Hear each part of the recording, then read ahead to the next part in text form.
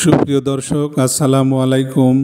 আজকে আমি আলোচনা করব যে কবুতরগুলো একেবারে ডিম পাড়ছে না, অর্থাৎ 1 বছর বা অধিক সময় ধরে ডিম পাড়ে না, একেবারে রেস্টে চলে গেছে।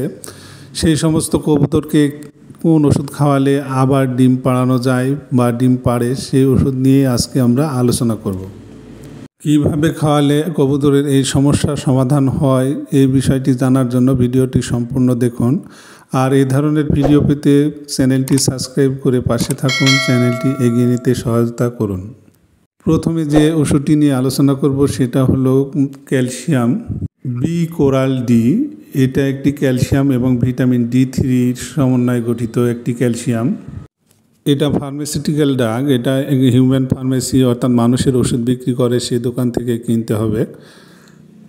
আমরা সাধারণত কবুতরকে শুধু ক্যালসিয়াম খাইয়ে থাকি। এটা ক্যালসিয়ামের সাথে ভিটামিন ডি আছে, যা কবুতরকে আরও শক্তিশালী করে এবং ডিম পাড়তে সহায়তা করে।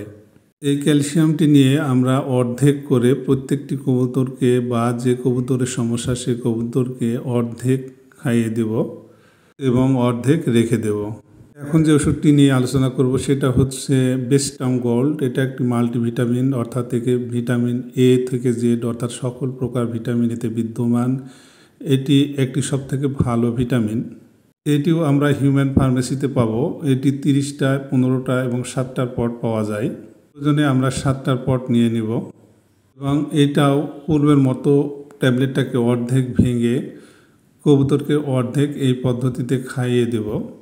এর প্লেন পার্ট মাথার ভিতরে ঢুকে দিয়ে আঙ্গুল দিয়ে ভিতরে ঠেলে দিলে এর মুখের ভিতরে চলে যাবে। যেদিন ভিটামিনটা খাওয়াবো তার পরের দিন আবার অর্ধেক যে ক্যালসিয়ামটা ছিল এই ক্যালসিয়ামটি খাওয়াই দেবো। এইভাবে 7 দিন পর্যায়ক্রমে খাওয়াইতে হবে।